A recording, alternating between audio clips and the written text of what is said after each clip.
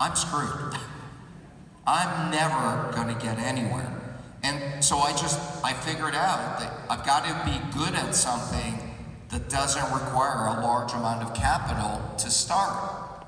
So what I would say today to people, Jeff, is you got to gain knowledge in order to maximize the resources that you already have.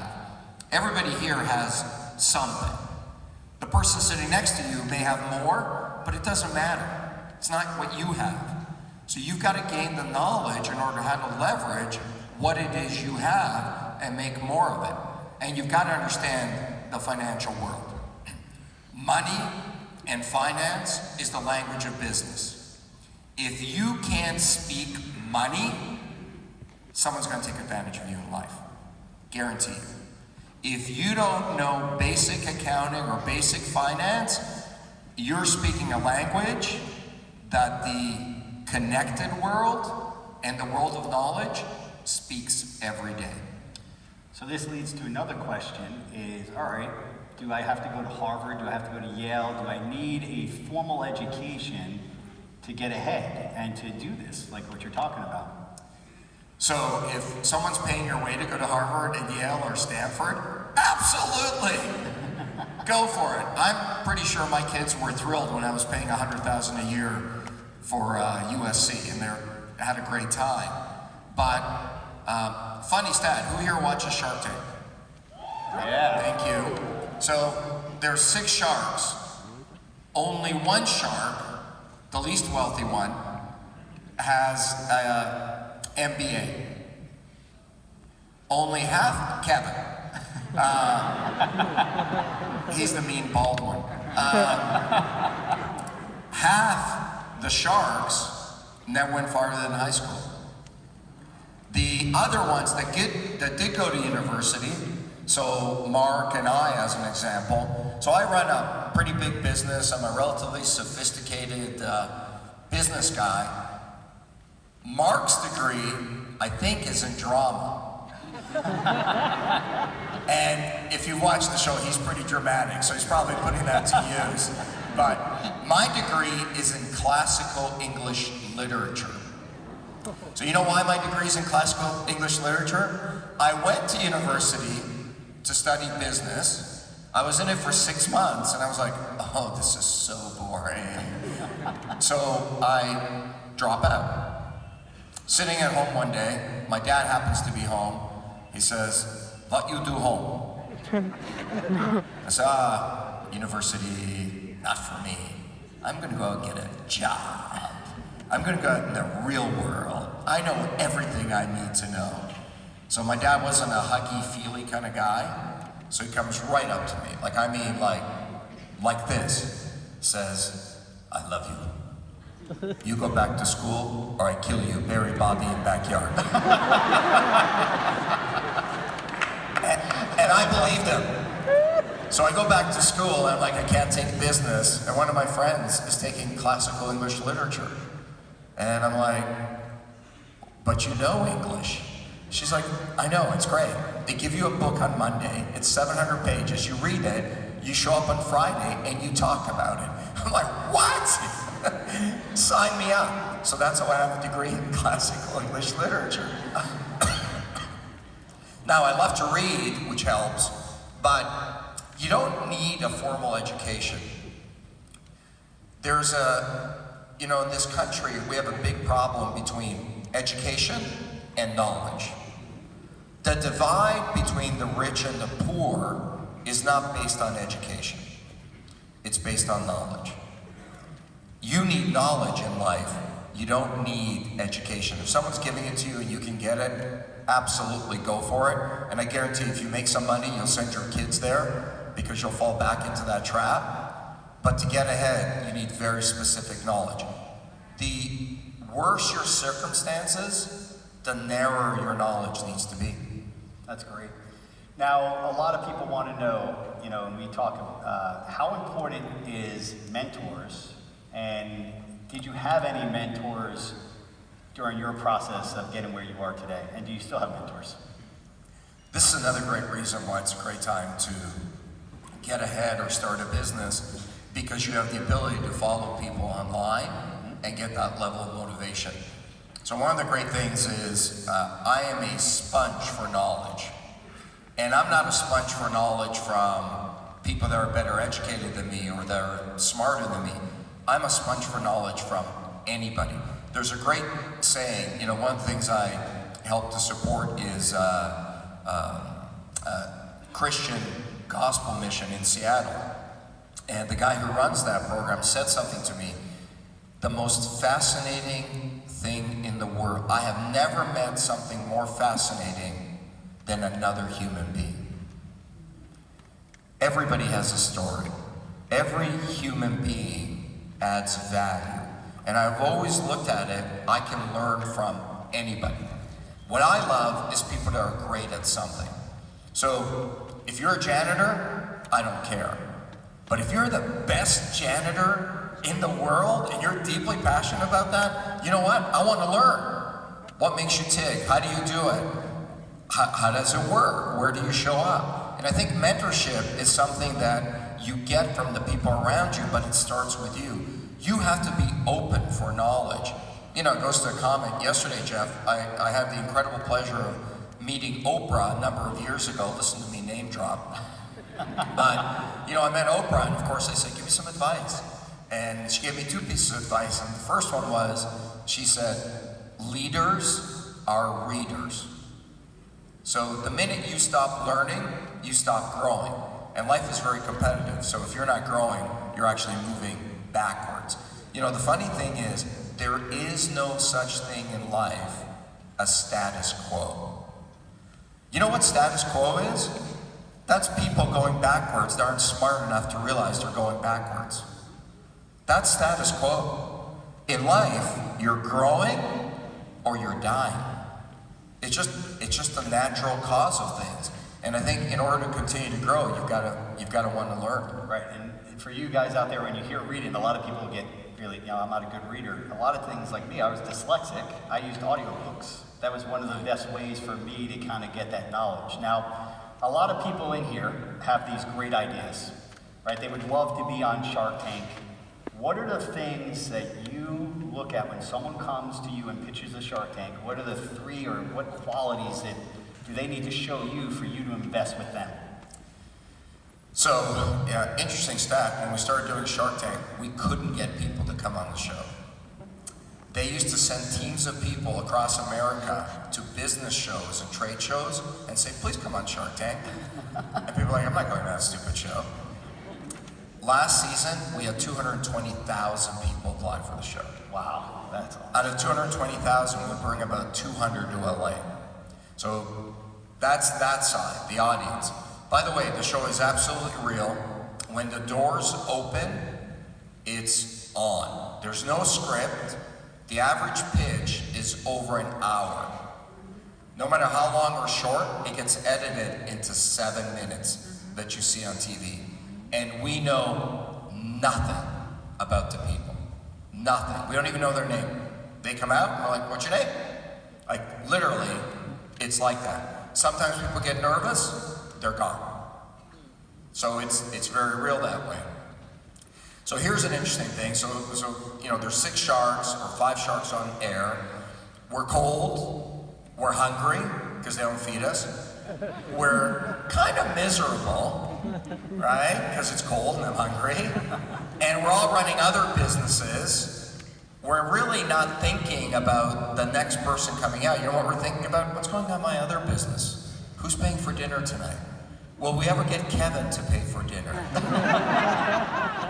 And then the doors open and bang, there you are. Yeah, we're not like, woo, Bob's here, woo. We're like, okay. By the time the doors open and you walk to your mark and you say the first couple of words, we've made up 50% of our mind. Before you've even said. It's all that subtle, nonverbal communication. So what do we look at? We look at how you're standing. You know, you're gonna pitch me something and you're slouched over and you're telling me about this powerful product. Like, subconsciously, it just doesn't connect. Sometimes we don't even know why we don't like you. Sometimes you come out and we're like, oh, we really didn't like that person. And afterwards we're like, why didn't we like them? We don't know. It's subconscious, right? Like, think of all the stuff you get bombarded with every single day. Media and radio. And so your mind creates these mechanisms for you to make quick decisions. So it's subconscious. One is how you stand. The second one is the cadence and tone of your voice. Hi, my name's Robert. I really want you to give me $500,000 because I'm great. Hi! Right? Like, what is the cadence of your voice? The third one is, are you excited to be here or are you miserable?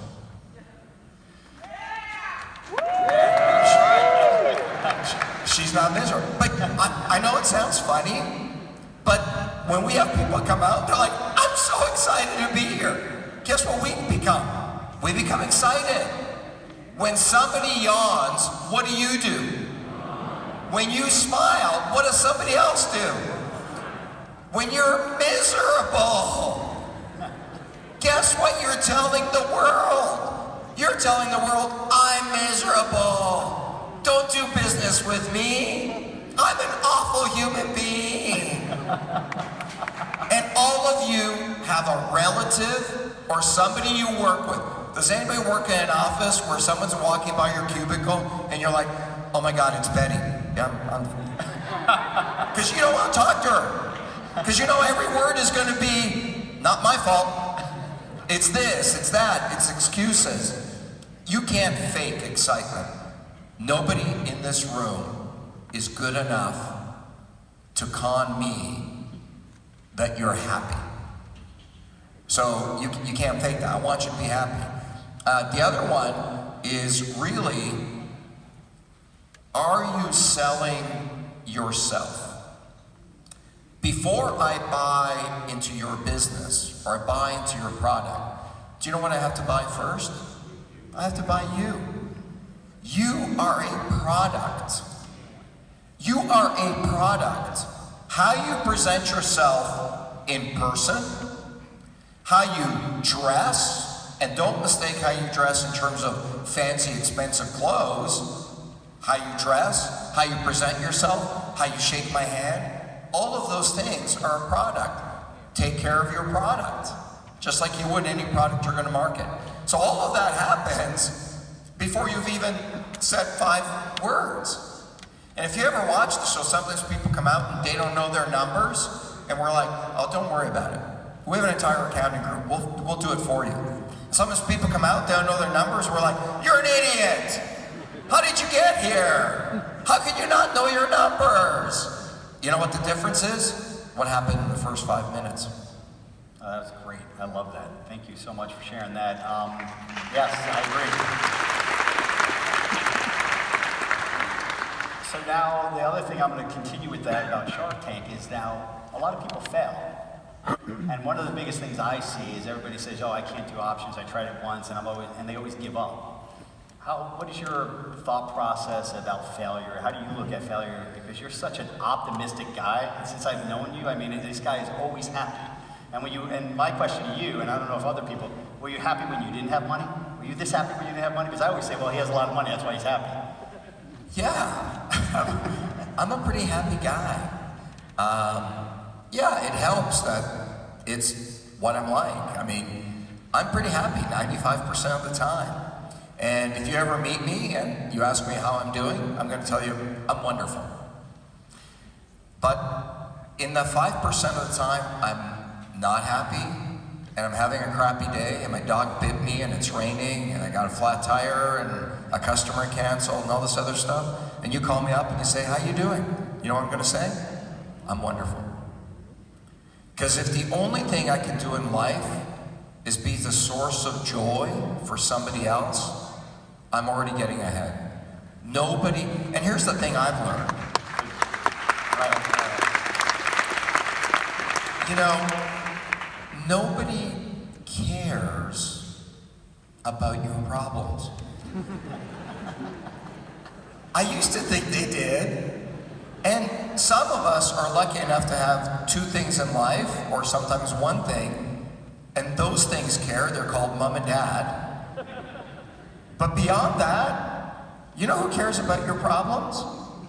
Nobody. You know that person that's listening to your problems? You know why they're listening to your problems? Because they're so friggin' miserable, they want to tell you their problems. So you have to take responsibility for that, and I think, yeah, I was pretty happy when I had no money. I'm pretty happy now. Failure is a lot of people fail. There's, 50% of all businesses fail in the first 3 years, and then the 50%, the remaining 50% fail in the next 3. So if you're gonna start a business, you're gonna learn options, and your attitude is, I'm starting this in order to avoid failure, you've already lost the game. Because statistically, it's really hard, but anything in life worth doing should be hard. If it was easy, everybody would do it. You know, the reason my mom used to tell me I'm never going to be a millionaire is because she'd never met a millionaire. She'd never met a millionaire. We didn't know anybody who had any money, because that was our station in life. And so when I said to her, look, I want to do something, she'd be like, oh, you can't do that because I don't know anybody who's done that. And it's really scary. So failure is just, as long as something doesn't kill you, it teaches you something. Absolutely, all the time. There is no such thing as failure, it's just a lesson. Sometimes the lessons are expensive, and sometimes they're not, but you gotta learn from that stuff. The thing you'll find about the Sharks is we all have different fields of experience, but I'm very confident that you knock me down, I'm gonna get up. You knock me down again, I'm gonna get up again. And third time, fourth, there is no quit. That's right. When you're willing to quit, you're willing to give up. And when you give up, you make a conscious decision to go down a road that there is no goodness down. You're gonna start making excuses. It's gonna be difficult. You're gonna blame that guy. You're gonna blame this person. You're gonna blame your job. You're gonna blame your parents. You're gonna blame blah. And nobody cares. And I just went through a really hard time, Jeff, where I realized my life sucks. And unfortunately, the greatest lessons in life are often the greatest failures and the most painful ones. Yes. And I just got to a point in my life where it was so bad that I remember thinking, how can life be this friggin' hard? And I had a choice to make. I either just took it, or I got up the next day and put one foot in front of the other and just kept going. And that's all I can tell you. I think, don't be afraid to fail. Nobody cares. Nobody cares about your failure. You can fail 1,000 times as long as you win once.